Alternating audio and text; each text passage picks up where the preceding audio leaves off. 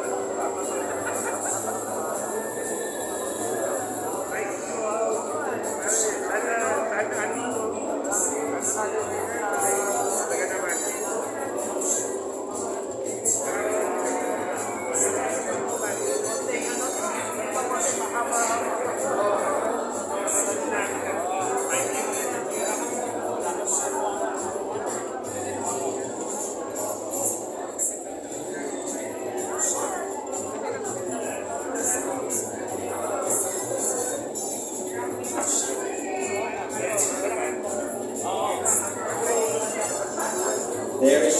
Okay, once again requesting our distinguished guests to please take your seats in front. The Vice President of Development Bank of the Philippines, Mr. Rustico Lodi D.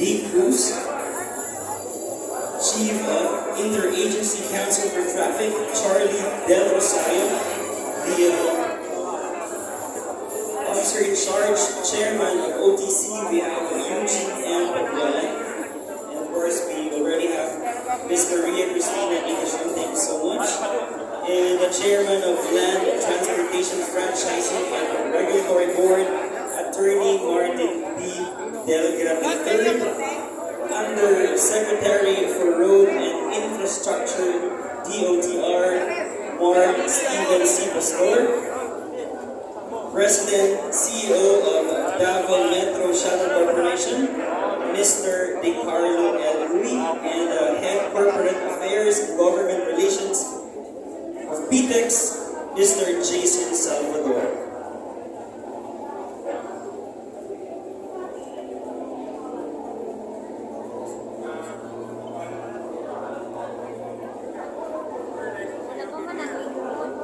And the Regional Director,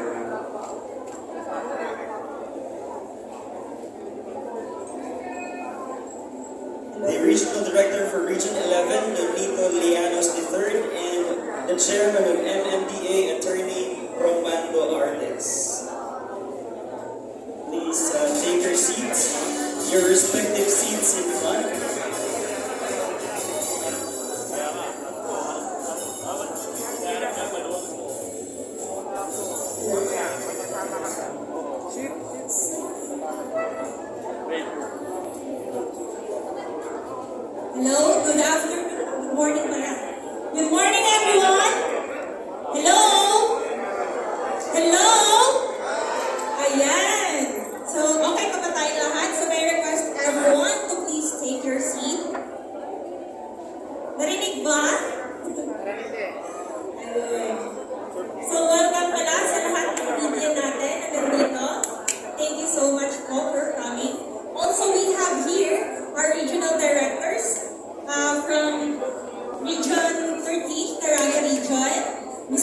Georgine Paronia. We also have RD Guru from Region 10. And from Region 11, we have Sir Dondon. Welcome po sa ating lahat. And of course, we also have here our MCS partners. And also the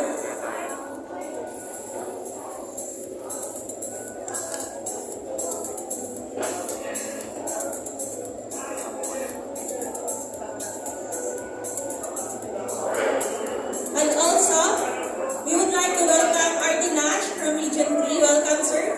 Thank you for coming.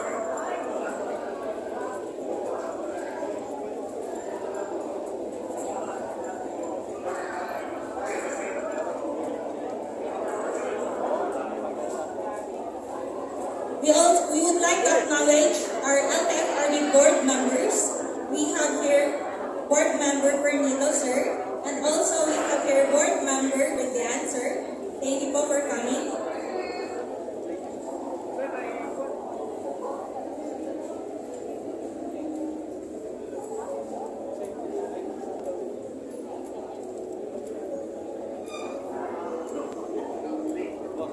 And of course, at this time, we would like to acknowledge our distinguished guest.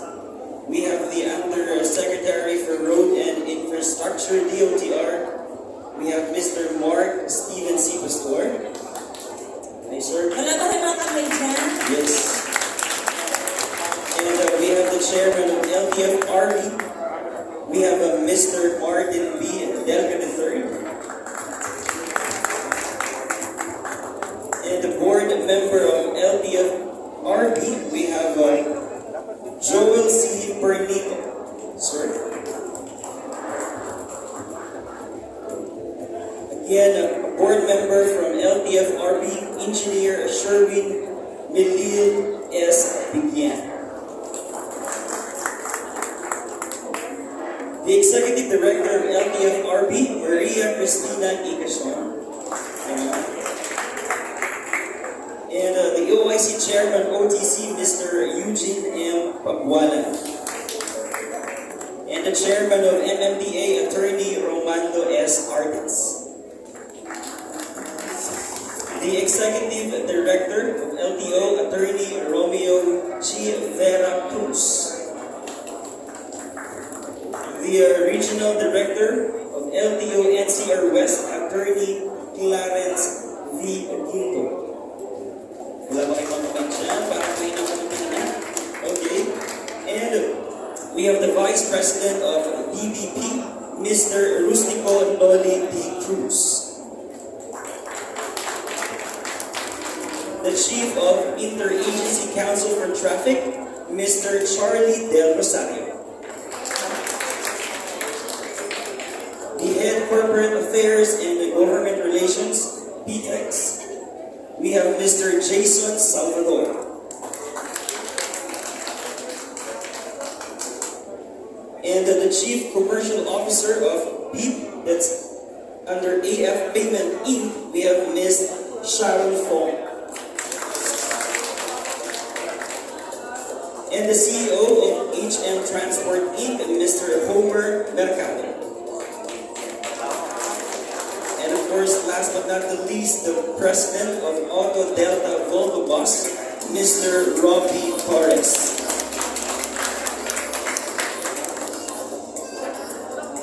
There you go. Alright, I think nandito na po tayong lahat. Anyone? Yes, sir. We have a MMDA chairman. We also have Mr. Michael Salina. Sir, go. So I think that's all po sa lahat ng mga guests ngayon. Welcome po sa ating Modern EV launching ng Davao Metro Shuttle, PITX Davao Route Transport. Alright, thank you so much for that. And thank you guys for being here. And syempre, bago tayo mag-start, I know that all of us are excited, right, for this launching. So kaya naman, pwede nyo bang bigyan ng isang malakas na palakpakan, everyone, ang ating launching this morning. And of course, syempre, as I mentioned, diba, we are excited. So can I see a smile? Or ngitian nyo naman po yun yung mga katabi. Okay, smile naman dyan, everyone. Alright. Hindi makita, sir, kasi may face mask. Kahit na, nakikita pa rin yan sa mga mata. Once again, sige nga, ngitian nyo yung mga katabi nyo. Everyone, there. Okay, thank you so much. And once again, good morning everyone. We are all gathered today to support and to witness another milestone. As their battle cry says, maayong pagsakay, maayong po ba ang inyong pag-ikot? Okay ba ang pag-upo nyo dyan ngayon, everyone? Sige nga, pwede ba kanilang isang malakas na palakpakan ulit for this milestone. And right now, without further ado, let's open this in a word of prayer to be followed by the national anthem.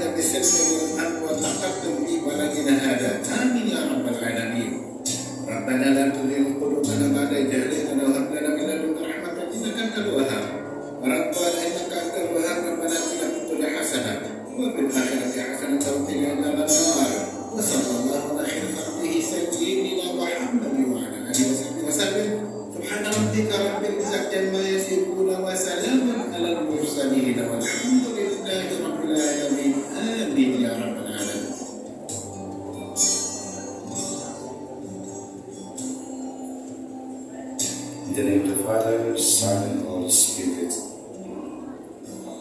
Our most gracious Heavenly Father, we come to you today to praise and worship you and give you thanks for all the things you continue to provide for ourselves and our families. Father, we humbly ask for forgiveness for all the times we have offended you.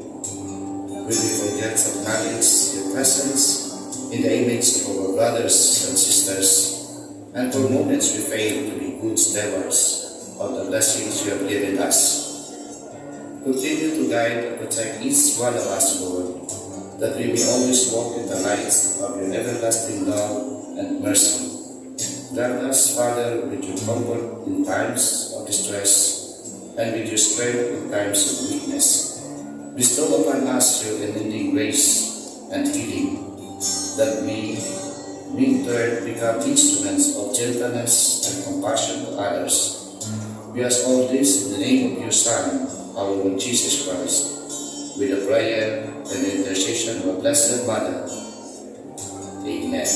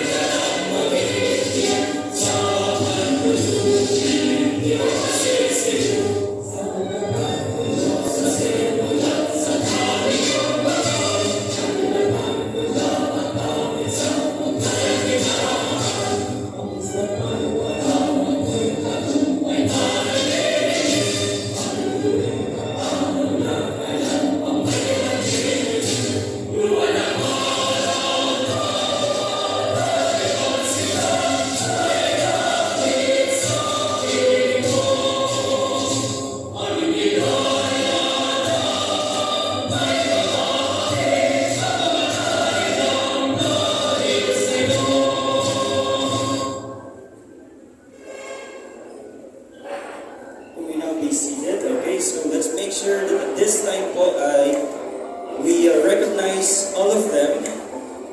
The chairman of MMDA, Attorney Armando Artes, sir. And the regional director of Region 11, Nonito Lianos III, sir. And Jason Salvador, head corporate affairs and government relations, PITX. And the rest have been mentioned. And of course, kaya po tayo nandito, it's because of him.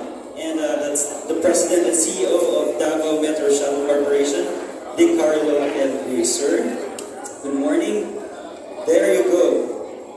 And right now, we would like to welcome you all at PITX or PTEX Davao Modern PUB Unit Launching Program. And to formally welcome us, may we call in the Vice Governor-elect of Davao del Norte and the President and CEO of Davao Metro Shuttle Corp.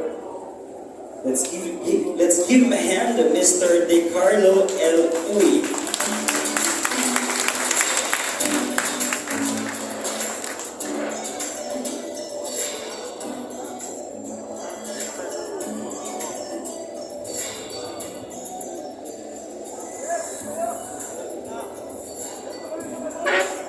Please allow me to remove my mask lang para mas may intindihan ng mga salita natin.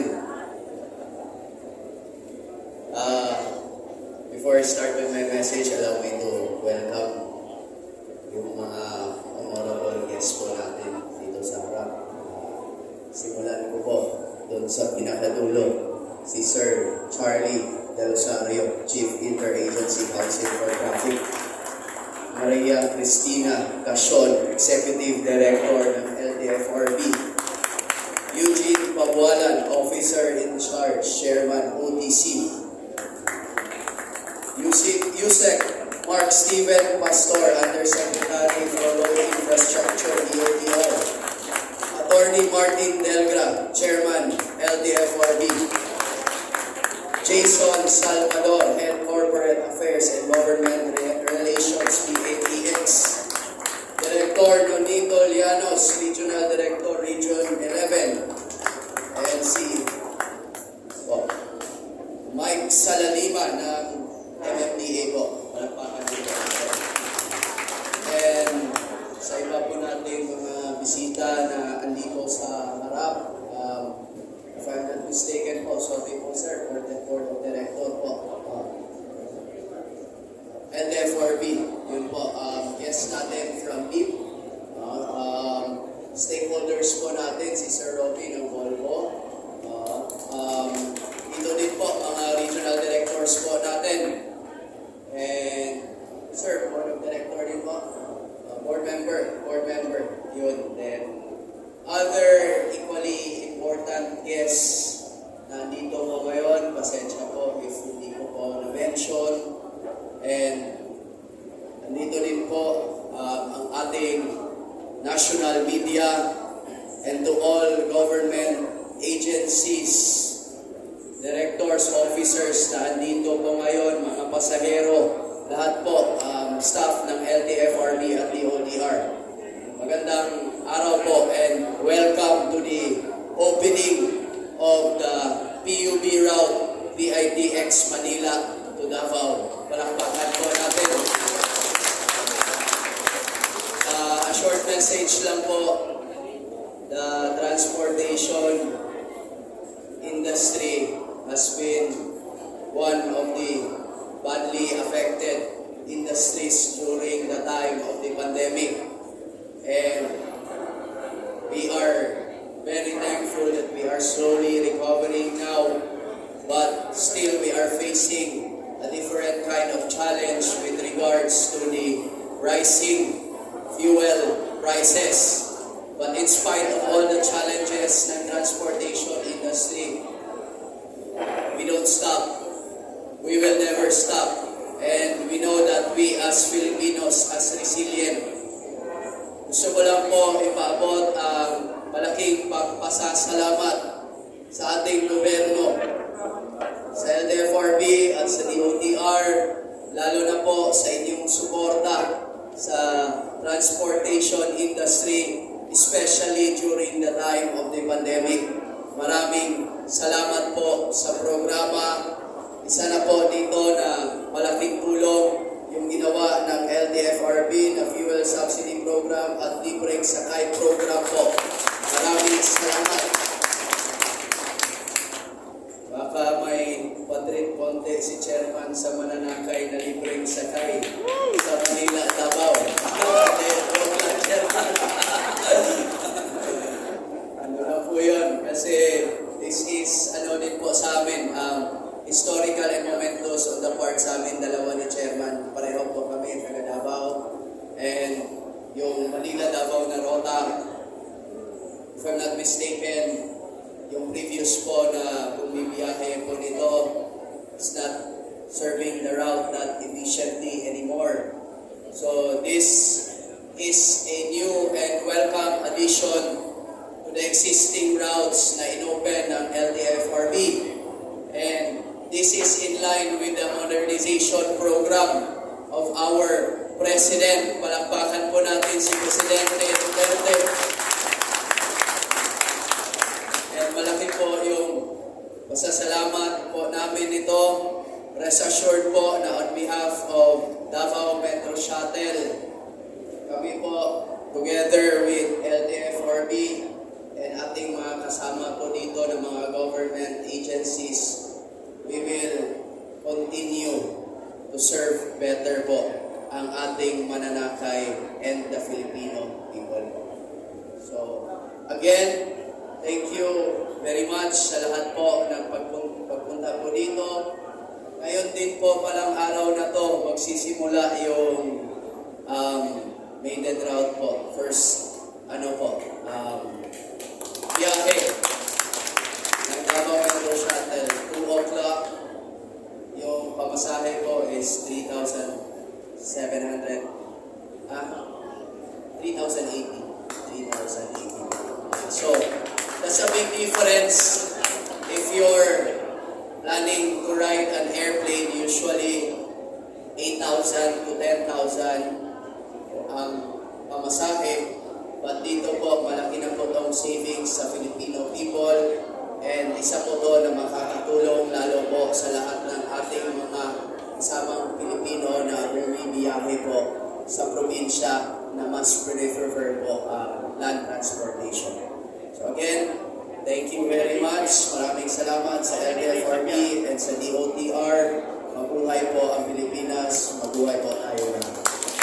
There you have it, ladies and gentlemen. Maraming salamat. Alright? And you guys, kung nakinig kayo kanina, sabi ni Sir, hindi tayo titigil. And it's part of their values, di ba? Yung innovation, di ba? Kaya naman meron tayong nandito ngayon ng Davao Metro Shuttle para maghatid sa atin ng panibagong transportation. Kaya naman palakpakan natin ang innovation na kanila dinala dito sa Manila. And to make sure po na hindi natin nakalimutan yung ibang tao, I would like to mention the better half of Mr. DiCarlo Uy. We have Mrs. Gian Claire L. Uy. Palakpakan po natin. Ma'am, welcome. And the distributor of Volvo, we have Mr. Robbie Torres. Sir, welcome po. And last but not the least, the CEO of BEEP under AF Payments Inc. We have Mr. Jonathan GNDC Moreno. Sir, welcome. And also, sir, from LTFRB, we also have here our PIU head, the Miss Katrina Corpus, ma'am. Welcome po, ang ating yan bring sa akin. Hello po. And also our FPMD head, we also have here Mr. Dude Santiago, sir. Welcome po. And of course, from Region 8, we have here our Gilberto Gilbert, sir. Welcome, sir. And ituloy-tuloy na po natin ang maayong pagsakay. And to officially sign the Provisional Authority, may we call in the LTFRB Executive Director, Maria Cristina Icasio.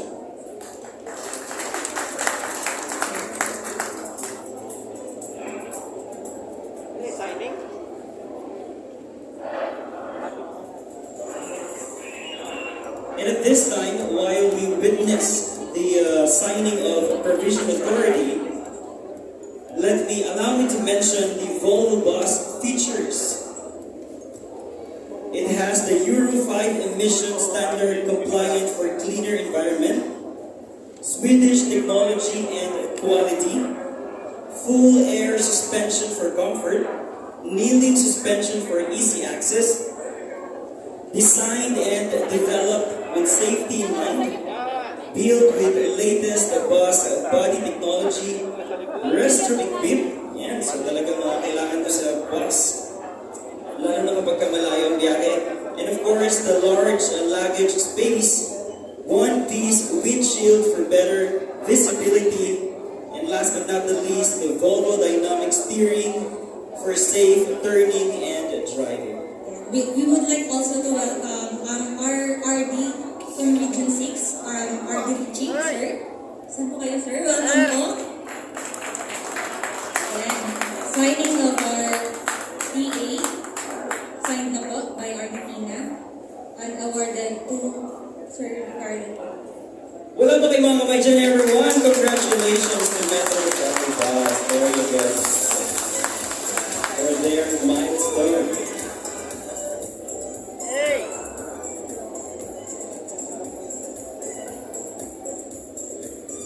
Alright, and sige, photo up muna tayo with the sign of Provision Authority.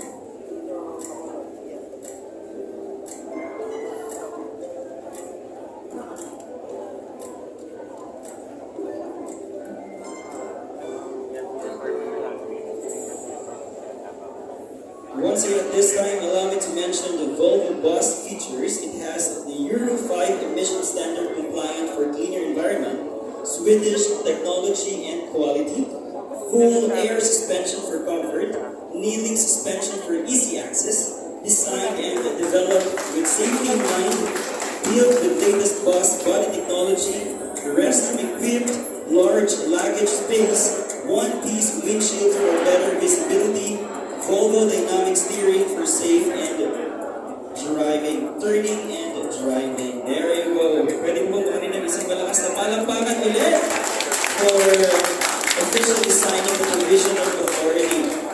And at this time, as I mentioned earlier, we are all here to support, right? And right now, we have selected people who will give messages of support or inspirational messages. And to start with, let's have the PTEX Head Corporate Affairs and Government Relations. Let's welcome Mr. Jason Salvador. Welcome to everyone.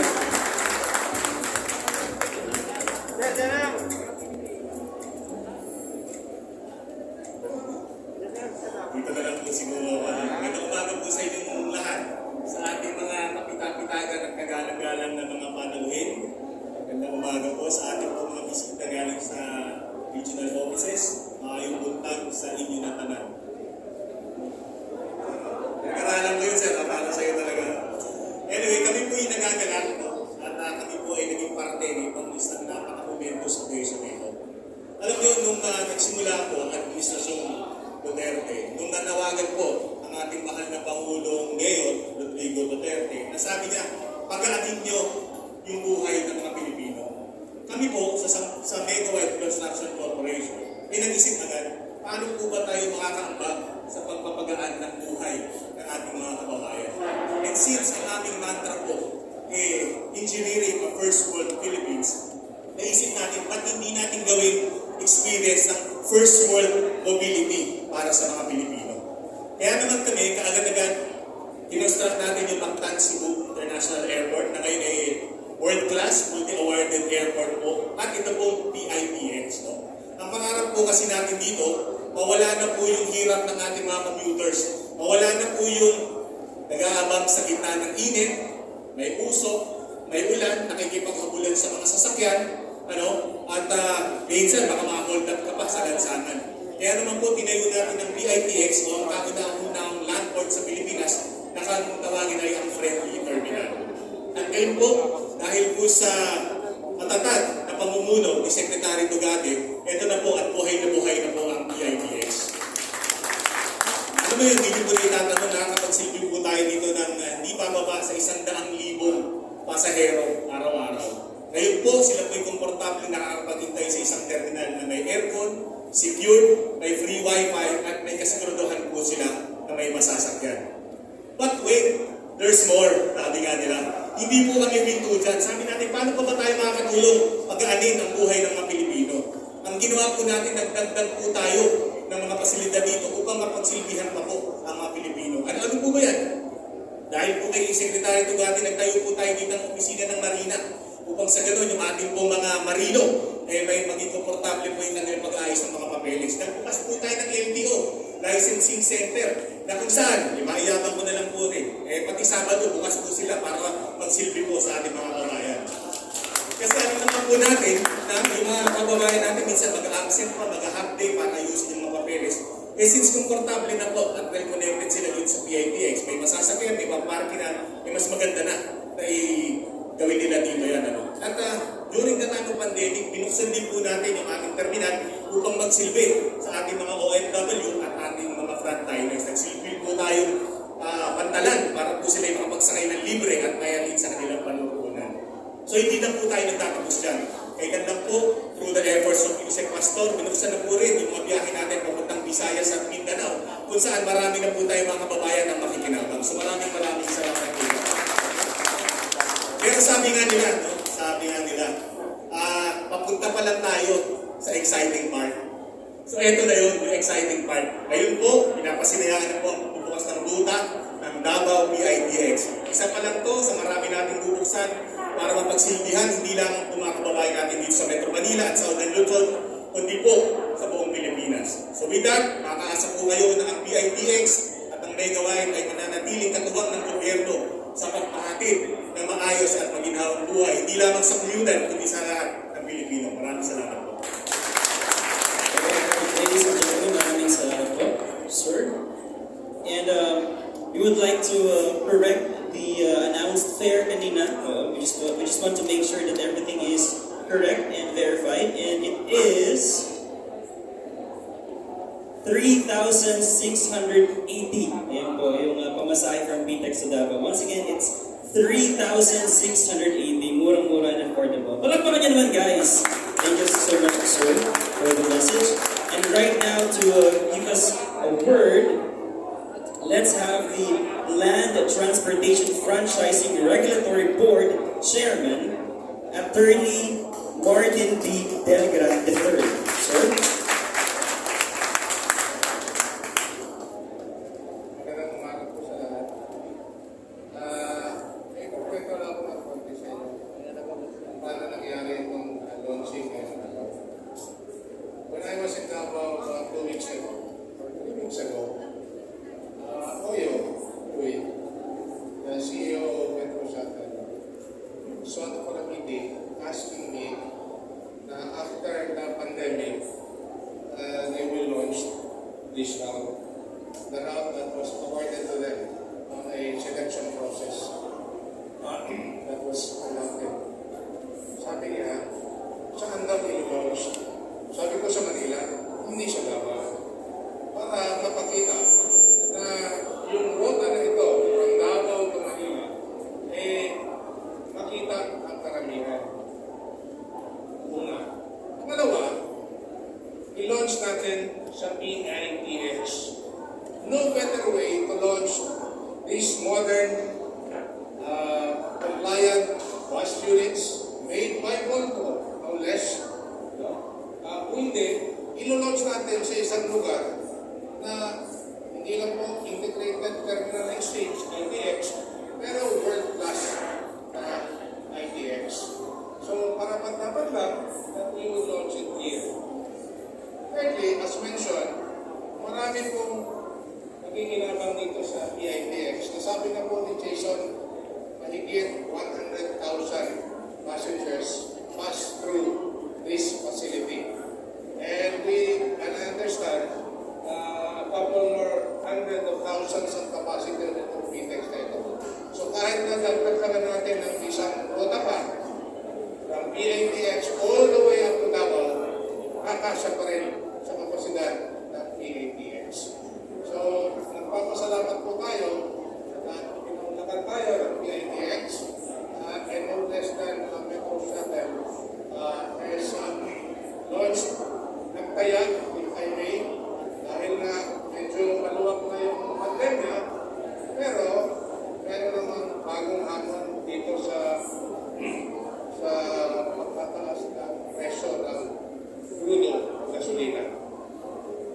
Ganun pa man, if I may, gusto ko lang tanongin si Leo.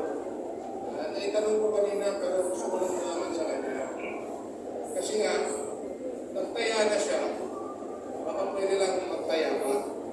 Kahit na ngayong araw man lang, para bongga at maganda yung araw ngayon. Sir, pwede ba kahit na i-diskwento mo yung pamasahe ng sinasabi ko?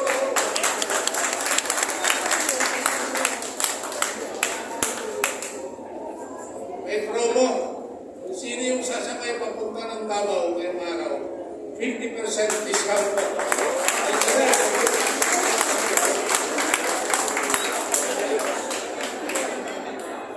Ibig sabihin po, lilibre na. Then, if I may, itong ruta na ito, dadaan sa Region 5, Region 8, sa Samar, Leyte, all the way to Caraga, Surigao, Butuan, and to Davao City. In a way, it is fitting that we launched it here in Metro Manila. If Metro Manila is the center of activity, commercial, social, industrial activity of the nation, it is fitting that we interconnect the nation, symbolic of this route, from Luzon, Visayas, and Mindanao. Kaya mahalaga, hindi lang po yung pagbubukas ng ruta, mahalaga yung okasyon na ito. Pangalawa, sa susunod na sasabihin ko, matapos na po yung administrasyon Duterte, pati yung administrasyon ko sa kagawaran ng transportasyon, sinasabi ni Arto Gade, kahit na mga ilang araw na lang, hindi nyo lang alam, pinipilang po namin yung remaining working days of the Duterte administration. 11 working days. Pero kahit pa paano, tuloy-tuloy ang trabaho. Today's event is a testament na tuloy-tuloy ang trabaho. Para maintindihan nyo lang kung bakit na tuloy-tuloy ang trabaho. Sa ngayong araw na ito, sa Metro Manila, hindi lang po ito na nag-launch tayo sa ngayon. NCR Regional Office at this moment is also launching and launched another route in Parang Tucubao of our mother PUJ in Marikina. Kaya tuloy-tuloy na po ang trabaho hanggang sa uliyang araw ng administrasyon nito. Tuloy-tuloy. Masasalamat na nasa puso po namin na pinagpilit ang programa ng modernization, ng PUB modernization program. Malaki, marami, at hamon nito. But there are as many, if not more, of those people who have supported the program. All across, not just all across the government agencies involved in the implementation of this program, but all across the private sector. Kasama na ang Tayang sa PATX, kasama na ang manufacturer nito, kasama na ang bangko, kasama na lahat in terms of having to put up a modern bus system. I was also told na meron pong AFCS itong ruta na ito, and I'm very happy po that we're pushing the modernization program kahit saan kanto ng Pilipinas. Sa inyo pong lahat, papasalamat po kami ng lubos on behalf of FMRP for the continued support of this invariably the largest infra project of the Duterte administration, the PUP modernization program. Magandang umaga po. Thank you so much, Attorney Delvin III. Alright, so guys, tinignan niyo ba yun? 50% daw yung fare ngayon, kaya naman mag-impake na kayo. Palakpakan niyo naman yung 50%. Thank you so much for that.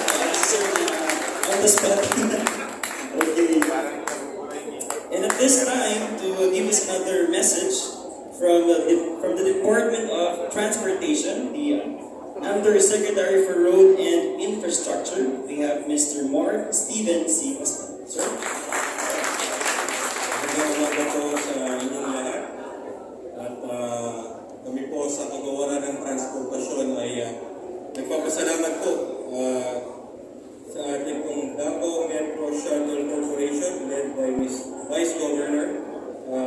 De Corlo, and maraming salamat po sir dito po sa napakagandang mga pusunat. And gusto ko rin pong pasalamatan si Sir Robbie Torres. Talagang marami po kaming pinagdaanan. We were tested from the very beginning, and this is a testament of that partnership that if the private sector and the government will work together, we will achieve a lot of things. Also, yung AFCS provider po natin, si Peak Philippines, kami po ay nagpapasalamat sa inyo ngayong umaga ulit. Dahil tulad po ng pinag-usapan natin kanina, the government is really to implement the AFCS system in the country. And with this, na magagamit po natin sa maiden route na ito, malaking tulong po talaga ito for the convenience of the operators, the drivers, the conductors, and most especially the passengers. Ngunit higit po sa lahat, nais ko pong pasalamatan ang magigiting na lalaki at babae ng LTFRB. Led no less by, of course, Chairman Martin B. Deltra, BM Cornito, sir, BM Begyan, mga regional directors, maraming salamat. Dahil ang modernization po has been demonized for the longest time. Sinasabi po nila na marami yung masama na may dudulong ito sa ating mga drivers and operators. But this is farthest from the truth. And dapat to maintindihan po natin ngayon na ang modernization po ay hindi lamang isang component. Marami pong components yan. One of which is the route rationalization. Another is the use of the ITX. Another is the use of an AFCS. Another is the use of a modern unit. At lahat po ito nagsama-sama dito sa ating inilulunsad na bus route ngayon. Ang Manila to Davao route natin. At katulad ng nabanggit ni Chairman Delgra, 50% off daw po itong araw na ito. And ito po ay isang malaking katipiran para sa ating mga kababayan, lalong-lalo na ngayon at nagkataasa ng lahat ng presyo. But then again, gusto ko lang sabihin na ito pong modernization program ay dapat to yakapin natin ngayon dahil yung convenience na binibigay po sa ating mga kababayan, kita po natin, buhay na buhay po ang PITX. Mabanggit ko rin po, may LTO office tayo sa taas na bubuksan. Na bukas na po tuwing Sabado. Nandito po si ARD Rox Versosa ng ating LTO. Dahil katulad mo ng patuloy na sinasabi ng Secretary Tugade, ang serbisyo po ng gobyerno ang dapat lumapit sa ating mga kababayan. At ito po ang ating patuloy na ginagawa. Bagamat 11 araw na lang po ang natitira sa administrasyon na ito, working days, 11 working days po, maaasahan niyo po na patuloy po magkatrabaho ninyong kagawaran ng transportasyon sa pangunguna po ni Secretary Tugade na ngayon po ay nag-inaugurate ng isang airport sa Surigao. Maraming salamat po. Magandang umaga po ulit. Thank you so much, Sir Mark Steven C. Pastor, the Undersecretary for Road and Infrastructure from the Department of Transportation. At this time, before we proceed, I'd like to acknowledge the key personalities. We have the Assistant Regional Director of LTO NCR West, Rox Versosa III, Sir, and the Chief of Staff, Metro Manila Development Authority, Michael Salalima. And the OIC Franchise Planning Monitoring Division, Mr. Jostado Santiago Jr. And last but not the least, the Head Project Implementation Unit, Ms. Katrina Corpus. Welcome po.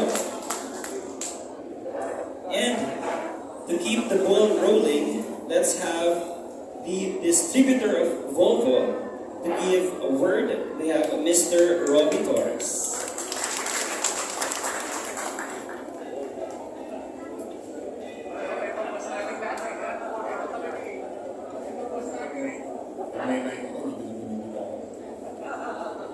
Magandang umaga po sa inyo lahat. Magandang umaga po mga LTFRB, LTO,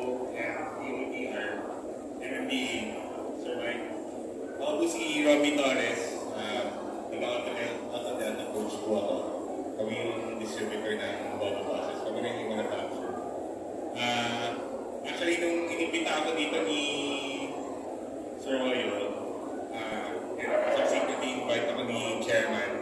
Medyo na-excite ako kasi pre-pandemic, I have spent most of my days launching such new routes under the modernization program. In fact, that's where I met Yusek Mark dun sa yung last na route na binuksan bago ng pandemic, February 2020, one of the most high impact routes na nabuksan namin under the Duterte administration.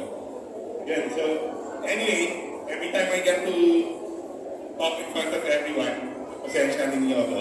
I'm not going to sell anyone anything, but yung advocacy namin, kami po sa Volvo Buses, meron kami advocacy na binibenta palagi. Meron kasi sinasabi natin palagi, bakit traffic, sino pa may kasalanan ng traffic, so on and so forth. Para sa amin po, yung traffic is actually a global challenge. Hindi lang po sa Pilipinas yan, hindi lang po yan sa Metro Davao, sa Metro Manila, sa Metro Cebu. So, 2030, by 2030, 70% ng global population will live in cities like Metro Davao, Metro Cebu, Metro Iloilo. And kami, sa Volvo, yung advocacy namin is to put more people in buses. To reimagine yung role ng buses dun sa society. Bakit? No? Kasi hindi pwede yung lahat na lang tayo magdadala ng kotse. No amount of build. No amount of infrastructure building will never be enough. Lalo na sa Pilipinas, ang dami natin.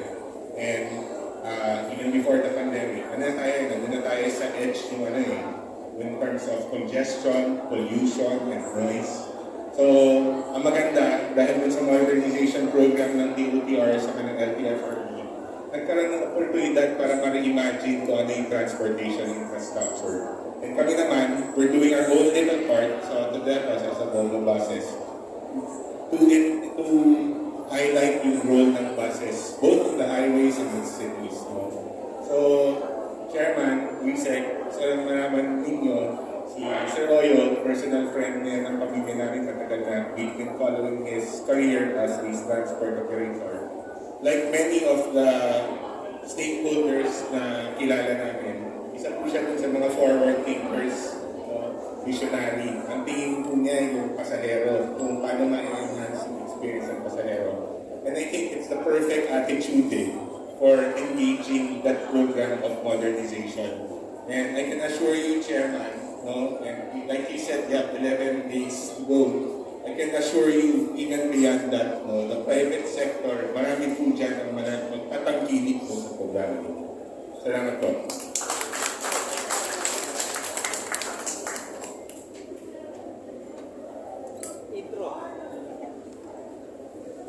Thank you so much, Mr. Robin Torres, the distributor of Volvo. And before we proceed, we would like to acknowledge the supplier of Davao Metro Shuttle. We have Mr. and Ms. Jean Louis. Golden Dragon Bus. Hi, ma'am, sir. Hi. And we have Mr. Charlie Tan from Modern Auto Supply. Palakpakan yan, Mandalas. And last but not the least, for the message of support, let's have the CEO of DEEP under AF Payments Inc. We have Mr. Jonathan Gian DC Moreno. Palakpakan yan, everyone. Thank you very much. May buntag ka din yung tanan. Ano na kami saya? Dali. Okay. Three points na po. Tatlong piece na po para kasi I just given a few minutes. 3 piece. With your indulgence, I'll do it in Bisaya. The first P is pasalamat. The second P is panaan. Promise. And the third P po is prayer. The first P po is pasalamat. Nagpapasalamat po ako. Thank you very much for the business. Thank you very much for the trust, Mr. Uy. Thank you also very much for the service for our distinguished guest. One of my regrets, in Bisaya po, pagmahay, one of my regrets is that I only have you for the next 11 days. I hope longer.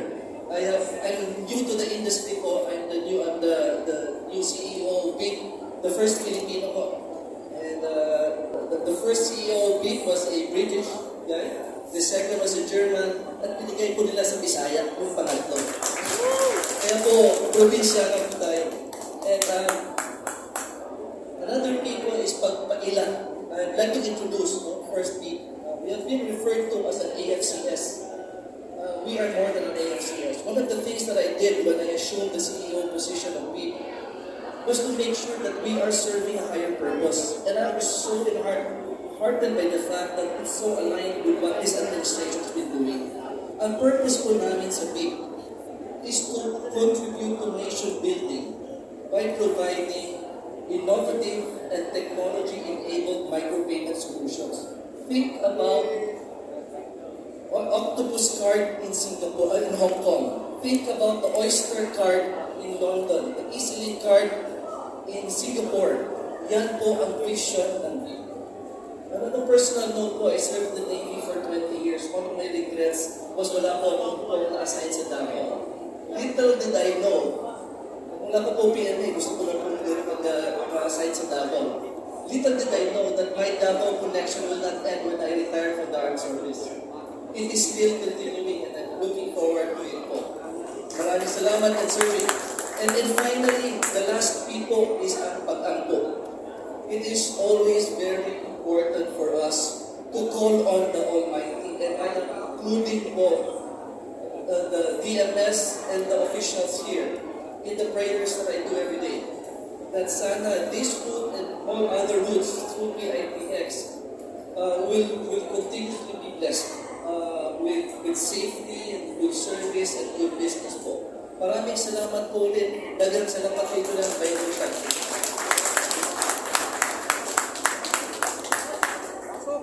Thank you, sir. That's pasasalamat, paila, at pagampo. The first one, tama ba tatlo or apat na P? Okay, yeah. So those are the P's. So thank you so much po. Yes, those P's are important. And of course, syempre, atong ipaila or ini-introduce natin ang Davao Metro Shuttle ngayong umaga nito. And as mentioned earlier, they have been working hand in hand, the government and the private. Kaya naman meron tayong ganito ngayon. And of course, no barriers but connections. Tama? Palakpakan niyo naman guys ang PITX Davao Metro Shuttle. And at this time, once again, I would like to ask Mr. Jonathan Moreno to present the beat card. And Mr. DiCarlo L. Uy, the President and CEO of Davao Metro Shuttle. Sir, please stand here.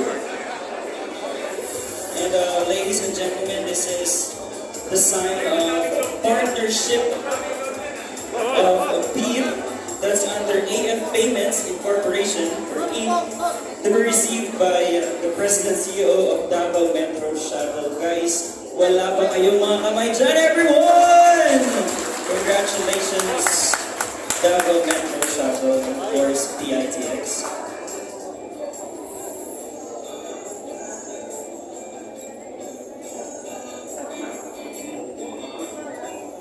Okay. And of course, sabi nga kanina, papunta pa lang tayo sa exciting part. Alright? So we are done with the part of the program. And this time po, let's proceed to ang pinakaantay nating lahat, the ribbon cutting. Okay?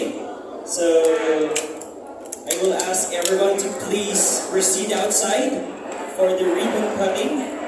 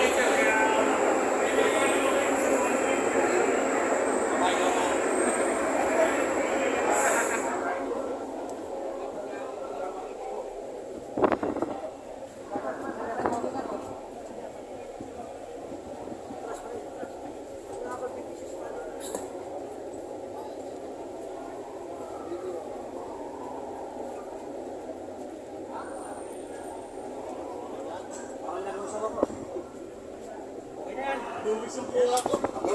Luis. Luis. Pasok.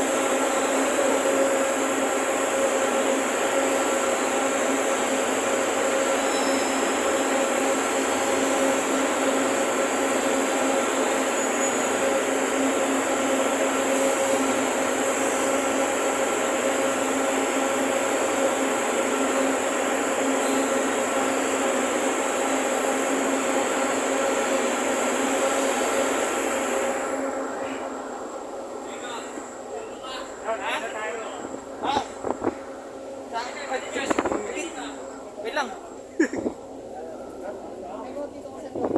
Ay, sige, tingnan. Tayo.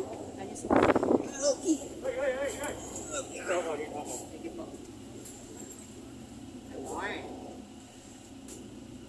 Lumago yung ano.